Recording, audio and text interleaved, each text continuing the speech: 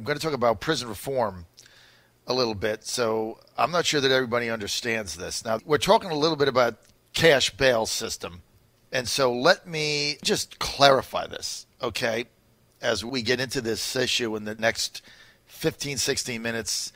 And feel free to call or text 757-692-1710, or you can call us 888-480-JOHN. Let's go top bottom. Let's start with capital punishment, the death penalty. I'm opposed to the death penalty. I'm a Trump conservative, and I'm opposed to the death penalty. I'm pro-law and order, and I'm opposed to the death penalty. You want to know why? I've got the simplest answer ever, because I do common sense. I'm pro-life. Either you're pro-life or you're not pro-life.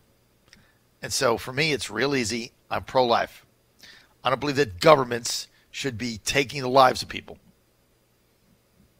And I've always been anti-death penalty because I'm a Catholic pro-life. Now, beyond that, you look at the number of people that have been released with DNA findings that have been in jail for 20 years, 30 years, 40 years. I mean, it's happening every month. I mean, it's sickening. These people, these lives have been destroyed and they were innocent. How about if some of those people were convicted for capital murder and put to death, and then you find out, oh, they're innocent. Well, now they're dead. So that's easy for me. I'm not even going to argue it because you want to be for the death penalty. Couple the fact that the argument about deterrence doesn't really, there's no stats there that show that. But to me, I don't even want to debate it. It's like trying to debate pro-life. I don't even debate that. You think what you want, I think what I want. I'm pro-life, and that's it. So that is so easy for me. Now let's get to why I'm opposed to our cash bail system. Do you understand what that means, cash bail? If you get arrested for something, and it doesn't matter what it is, if you get arrested, not convicted, not tried, not jury, not due process, no hearing, you get arrested. Shoplifting. They think you stole a car. Doesn't matter what it is. You get arrested. Handcuffed, processed, in jail. Right? So you're in jail, you get processed.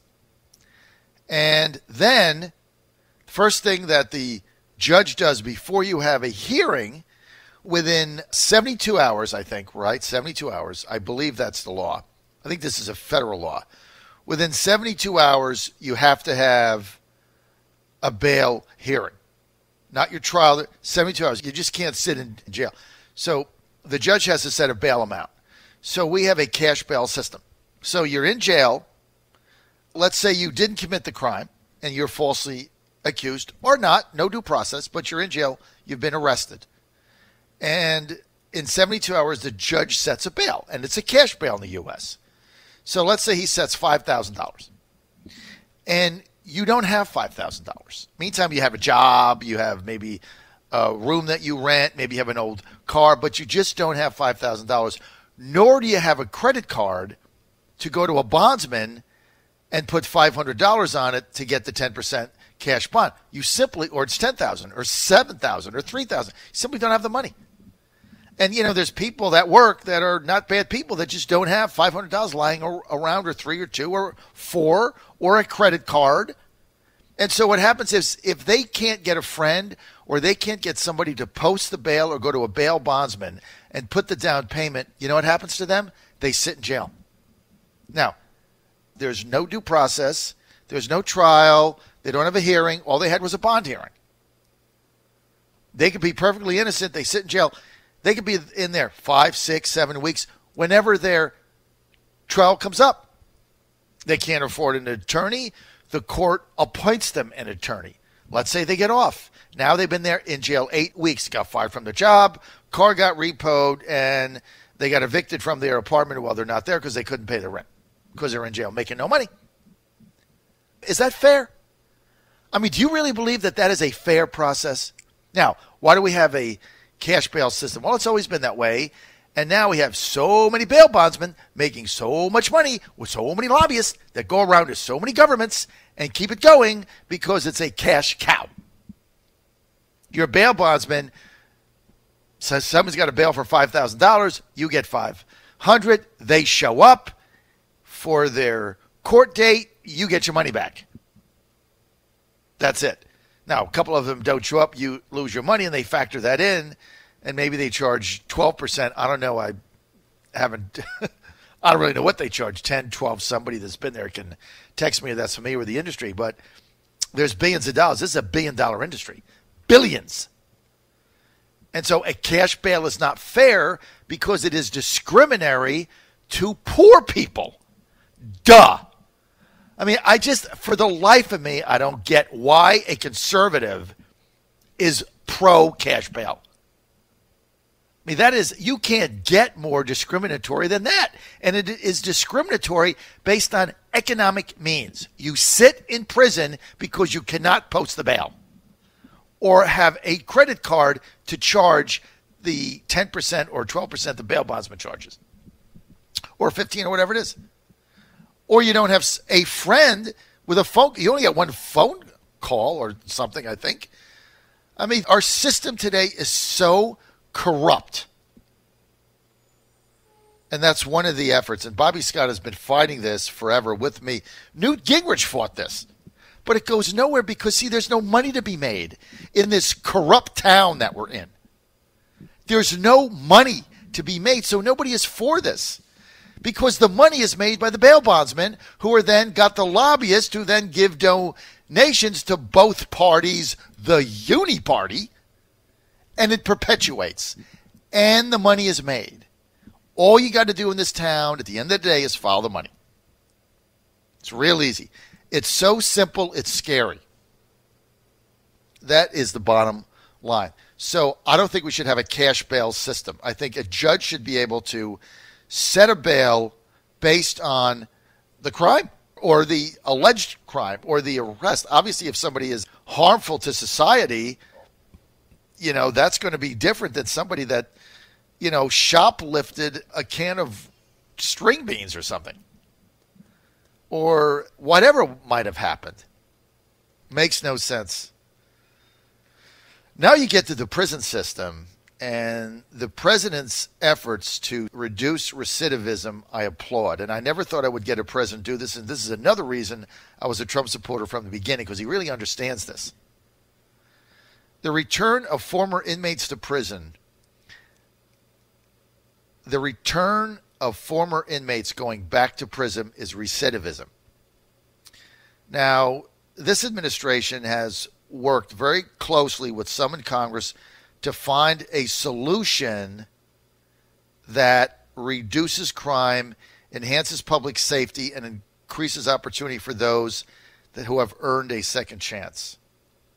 The facts about America's prison system are startling. Let me just give you some facts. And I said this earlier so you can internalize what we're dealing with here. And, of course, nobody wants to talk about it because they'd rather talk about Russia collusion. The U.S. has 4% of the world's population, but 25% of the world's prisoners. Let me say that again. The United States has 4% of the world's population and 25%, 1/4 of the entire world prisoners, including communist dictatorships. 25% of the entire world. Prisoners are in the U.S. Don't you find that odd? Don't you look at that and say, well, why? Of the 650,000 people who leave prison every year in the U.S., 650 leave, 2/3, 2 out of 3 of them, commit a new crime within 36 months and go back. And then, of course, we have the 3 strikes you're out law, which is you commit the third crime, doesn't matter what it is, you could steal a tire, you're going for 10. Makes no sense either, right? But that's the way the system works because we have private prisons that get paid by the more prisoners, the more money they make. The bigger their bonuses are and the higher their stock goes. Sick system. President Trump has promised to fight for the forgotten men and women of this country and that includes those in prison. And recidivism is an epidemic in this country. There's a lot of reasons for it. One reason is you go to jail, you come out, you can't get a job. And why can't you get a job? Because you know how the system is. You have something on your record. Nobody wants to touch you because they don't want to get sued or whatever. So you simply can't get a job. You don't have a skill. You are in prison. You serve time.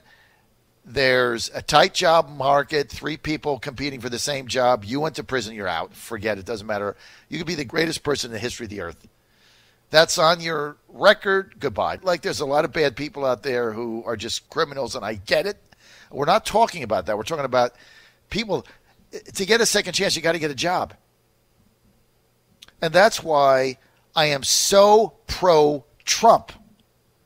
Because this president has provided, his policies have provided the platform for such an unbelievable economic resurgence that now one of the untold stories in America is the number of felons that are getting hired for jobs, who can then turn around their life and not go back to prison and reduce the recidivism. If you can't get a job, changes your life. I've been saying this since Trump announced. Jobs are the great leveler in American politics. A paycheck is not red and it's not green. It's not Republican or Democrat. It's not Bering Drift or Blue Virginia. It's not the Washington Post, the New York Times, or Fox News. It is a job. And when you can go to work every day and feel good about what you're doing, and you get a paycheck, and you can take care of yourself and your family if you're blessed enough to have a family, and you can do that, things look better immediately. When that check comes that you've made, you feel better about yourself, and you want to continue doing that. It's when you don't have that opportunity that things go south. And I'm not talking about the habitual drug dealers and, the criminals out there, the gangs and things of that nature. They don't represent the majority of the people that are in jail. People screw up. And so if they can't get a job, what do? They go back into crime, right? Because they got A, too much time on their hands, and B, they don't have any money. They steal it or something bad, all bad. So what this president is trying to do is change that. And I applaud his efforts in doing that. Former prisoners face significant barriers to re-entering our society in any meaningful way, and they have too few tools to help them succeed upon release. And I'm very passionate about this issue, and I don't do a lot of these type of narratives because this is the last thing you want to get involved in when you're trying to get to work. But there's a lot of different things that we can do, and this is the first president who has addressed this. And the House has marked up the Collins-Jeffries Prison Reform and Redemption Act. This bill, common sense, would direct the Justice Department to ensure that the risk assessment program in federal prisons is evidence-based and tailored to the specific needs of each prisoner to lower his or her recidivism risk, which means job training and things of that nature. Implementing these reforms would provide prisoners, when they come out, with a better chance of getting a job, along with a booming economy. Now, there are people that oppose this. Who opposes it? The lobbyists for the privately owned prisons in our sick system that want things like 3 strikes you're out, lock them up. And they want recidivism. Because every time you're out of jail, lose money, go back in jail, ching ching, make more money. Do you think this is a fair system? Do you think cash bail is fair to people that don't have economic means? Do you think the fact that our prison system is driven by lobbyists representing private profit-making prisons traded on the stock exchange and people getting bonuses based on the number of people in prison and the profit they drive by providing the least amount of services they can to get the most money they can? Is that not sick? It's outrageous. Obama, what did he do about it? Did Barack Obama do a damn thing about it? Did George Bush do a damn thing about it? Did Bill Clinton do a damn thing about it? No. Not one of them lifted a finger except Donald J. Trump. Now, you can sit there and you can tell me you don't like his tweets, and you can go to a suburban coffee shop and do the, women against Trump thing, or you can do whatever you want. But you ask yourself, where were your Democrat presidents and Republicans? Where was any of them in addressing this issue? Where were they? They were nowhere to be found. You know why? Because they were all getting money from the prison and bail lobbyists in the hundreds of millions of dollars to perpetuate their empty campaigns. In your heart, you know the system that we have in prisons is corrupt, it's sick, it's wrong, and this president is trying to change it. And I applaud him for that.